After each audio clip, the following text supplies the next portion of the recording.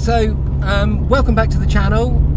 Here again with Alex. I don't know if you watched the last video, but in his GT86 again. So brief introduction. We filmed it last time. It had some modifications, including the turbo, but there's been a few additional ones now, and I'll probably get you to run over from the top, just because, you know, in case people haven't seen it before. But so if you want to just tell us a bit about the car. Yeah, sure. So I've had the car since it was new in 2014. So it's right, okay. One owner car. Yeah, that's so pretty good going. Yeah, 7 years old now, this car, which is amazing. Yeah. And there's been no desire to change it for anything else.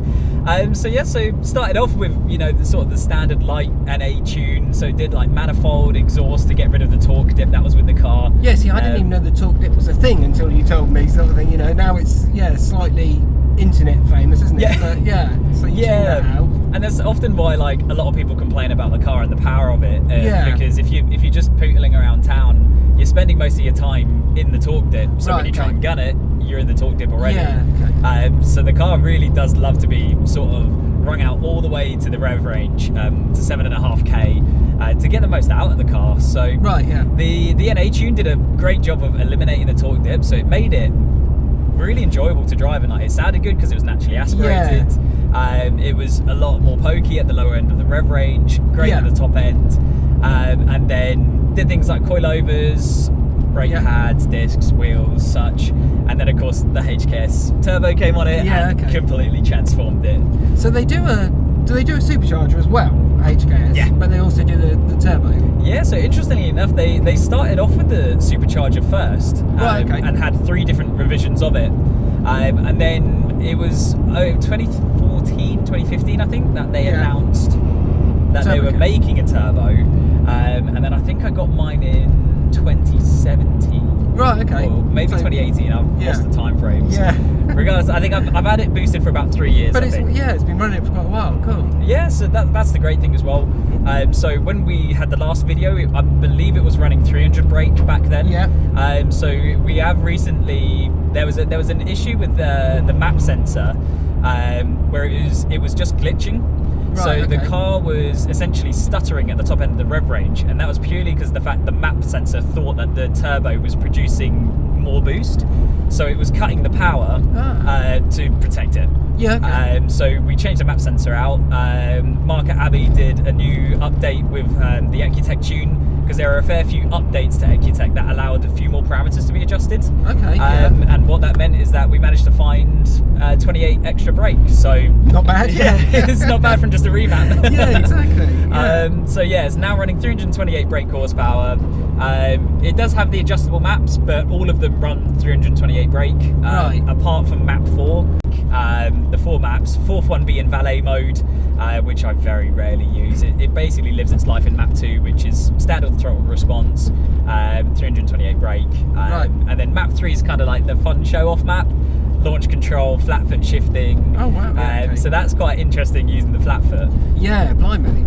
So how does that work then? So you literally pin the accelerator, and you can change. What does it do? Like hold the revs or something while you're out here? So what I'll do is I'll pop it into we've got a nice map little 3. bit of national speed limit coming up. Yeah, we'll wait for that bit to come in. But yeah, like changing the maps is super easy. You just pull on the cruise control stalk. Oh, okay. And then you literally go down and up, and it points to the rev counter. So 1, 2, 3, 4. Map 1, 2, 3, 4. So map 3, then you click it back in, and then there you go. You're now into that map. And we'll have to film that bit for everyone. So you can see it. But yeah, so flat foot shifting, foot flat on the floor, and then so basically, just kind of holds it. It's almost like a 2-step limiter. It just limits the rev at whatever it's at, and then you can just flat foot it. So if I go a little bit faster here, you'll hear like.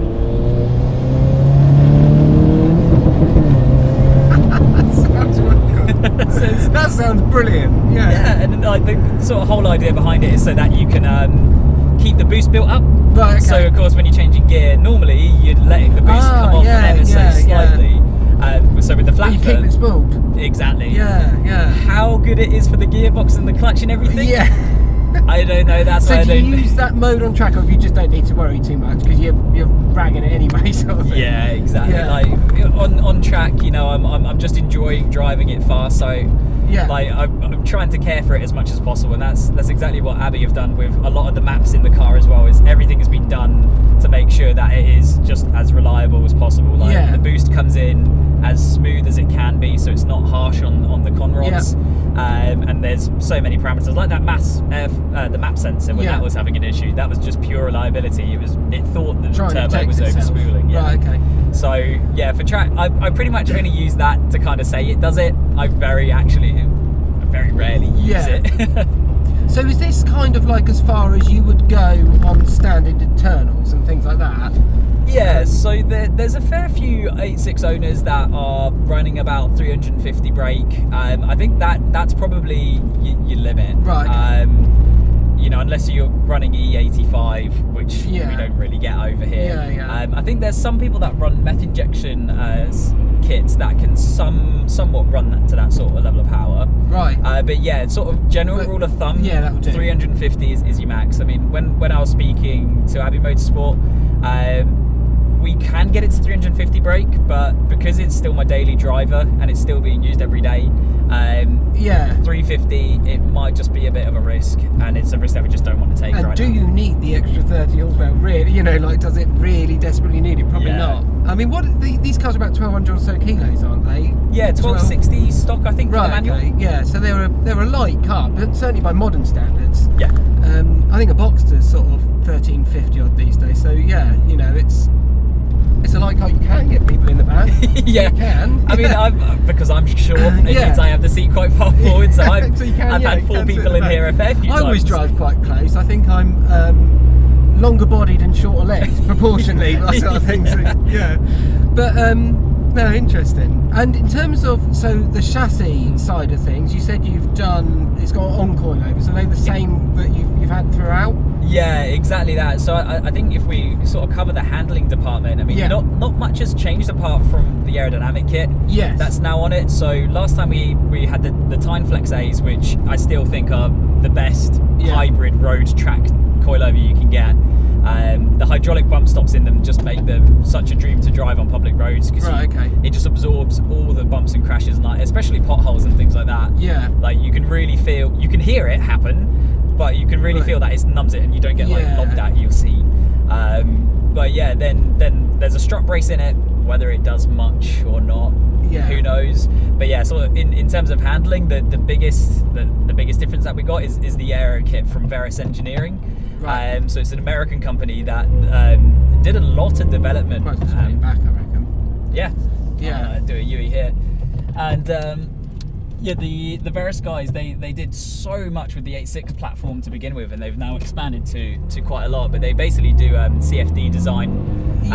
So did a lot of testing in that to make sure that the splitter provides a genuine improvement in downforce. Yeah, and we've just gone over a speed bump. Okay, so that's use it. Yeah. So it was raised up last time. Yeah. Okay. So it is a little bit higher, that car, because beforehand I was scraping it quite often. Right. Okay. So I'm very much a sort of function over form sort of guy. Pretty much, and it's the exact reason why I've gone for the front splitter, the rear diffuser, because I know it's functional, I know it produces downforce, and you didn't just want it to be there, sort of thing. Yeah, exactly. You wanted to do something. Yeah, and it was interesting. The sort of first time that I noticed it was doing something was actually on the motorway, because I noticed that my fuel economy. Normally I would be able to do about 40 miles per gallon on the motorway, no problem. Now that I've got the front splitter, the diffuser, it does about 36, 35. Oh really? So it's a bit more draggy, Yeah, so that there to me is saying it is working. And then once I've taken it out on track, you know, you can feel it working more. Yes. I'd say where you feel it on the road, in the dry, maybe not so much, but it does feel happier in wet weather. It feels a lot more stable, a lot more compliant, less keen to sort of kick out the back end unless you're dragging it. Oh, it's little bit greasy today, actually, isn't it? It's a bit, you know, it's not as cold as it might be for October, but it's not the nicest of days. But so this car, you do use it road all the time, but it does do track work as well. Yeah, exactly. So it's been a long time.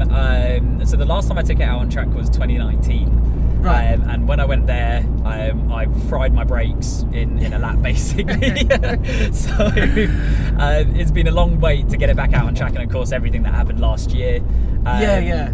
But then last year meant that I could save up money to then get that's true, an AP Racing big brake kit. So that again has just completely transformed the car. I mean, in terms of stopping power, it's impressitive. But the main thing that I was wanting the big brakes for was for heat management. Right. Yeah. So they last basically. Yeah. Don't fade, and Yeah, because it's just having that confidence on the brakes. Like given the due, like the standard brakes. So I was running Project Move pads on. To be fair, I was running standard discs at the time. Right. Okay. It stopped really well. Yeah. But only for like 1 or 2 corners. couple of times, okay, that was it. yeah. They'd overheated, and then Yeah. that was game over. And it had uprated fluid as well for the brakes, so it just couldn't handle the heat. So now AP Racing front big brake kit. So it's the floating discs as well. To help, again, just I've tried everything that I can just to help with the heat management. Because last time it just meant I couldn't push that extra bit harder because I just knew that the brakes were holding me back. I suppose with more power as well comes more speed, comes more braking requirements, sort of thing. Exactly that, yeah. So generating, and I think that's where I kind of got it wrong, thinking, the standard discs will be fine. Yeah. And it's like, but that's designed for a car with 200 brake, not 328. So it's been taking a long time to get it back out on track, but done a few events this year. So I did the Bedford How Fast event, as kind of treated it like a shakedown. Right, okay, because this was the first time I've taken it out since 2019. And with all, with the Aero kit, the brakes, everything changed. And I have to say, like, this was when we had that ridiculous heat wave. Yes, it was hot. Yeah, I remember you saying. Yeah, so 30-degree heat, and the car performed incredibly. Like the only bit that was letting the car down was the tyres, which is understandable because they're road tyres, I presume. Yeah, I'm still on Pilot Sport 4s, and it was a hot day. I think even track tyres and everything would be overheating. Otherwise, I was very impressed that I'm on the standard radiator as well. Because a lot of people have said that the standard radiator is okay. And that track day confirmed it. It was right. With the turbo. No overheating issues. I was constantly looking at the temperature gauge, just thinking, please don't move. And it was perfectly fine. Then did that, and then at Jap Fest and tracks, both of those days, I've gone on to the public track time sessions where the car has performed a lot better than I anticipated. Well, it's quite a recipe now. So if you're 1250 kilos, 1260 kilos, whatever, 320, 30, whatever, thereabouts horsepower, that's quite a potent recipe, So we'll probably lace a little bit of that track footage over the top to let you all see how it gets on.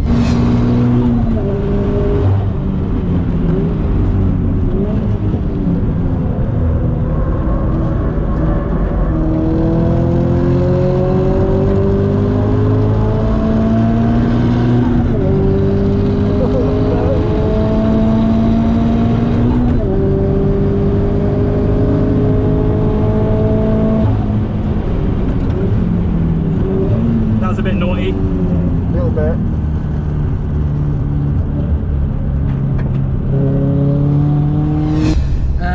But the only other thing is also you've got the short shifter now as well. Oh yeah, I forgot about that. So that I was always toying with the idea of it, because the Ginetta that I used to race had a short shifter, and it was a straight cut gearbox. It wasn't sequential, so it was a straight cut manual. But having the position there, it just makes it so much. It's weird. Like, I don't feel like there's a massive performance gain to it, but it just feels right.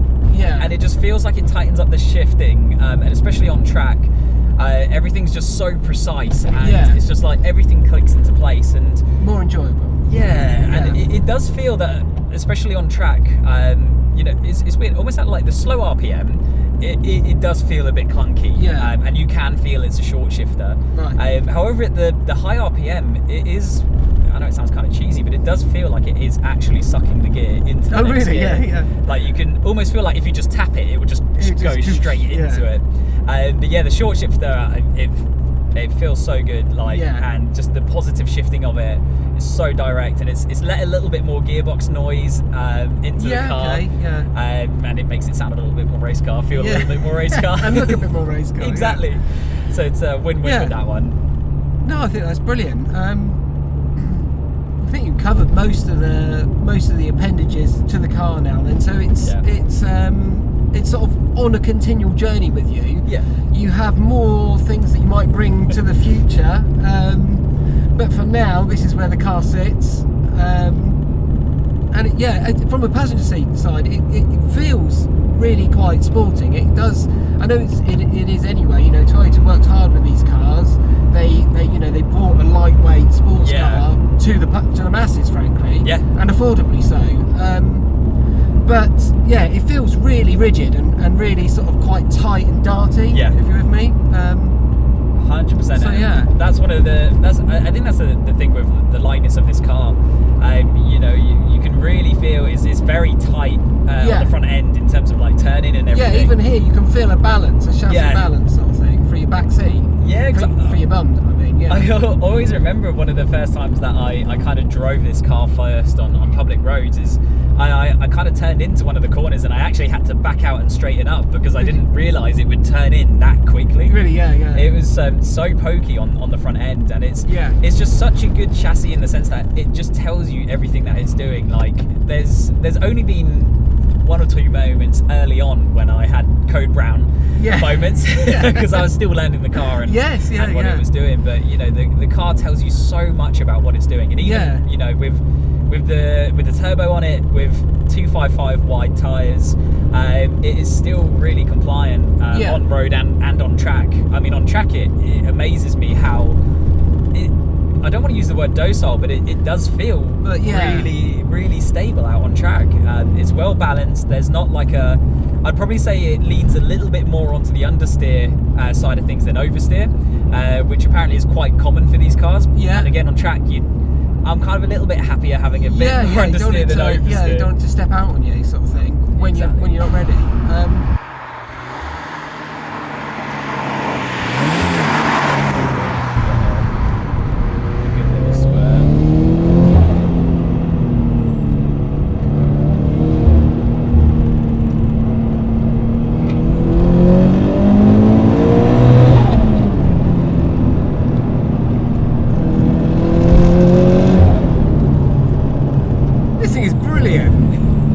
Crazy, right? Oh my gosh!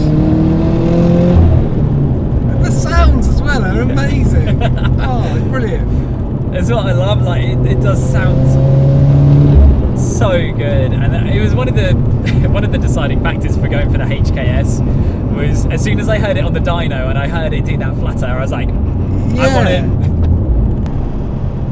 Only annoying thing is that's rattly. Right, yeah. And we'll hopefully get that sorted.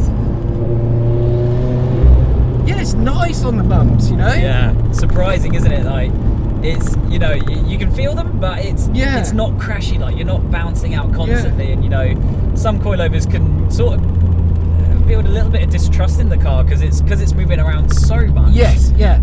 It's almost like it's skating over the road. Oh, these feel great. You can feel like the turbo comes in just so progressively, so it's not like. So when it comes in through mid-corner, it doesn't upset the balance of the car. So it's really easy to drive the car out on track. I mean, when I was driving it on circuit, I was just amazed at how compliant it was, and it was the fact that I could get onto the power quite early and it wouldn't be stepping out. And on circuit, it just meant that I could just push with so much confidence in the car.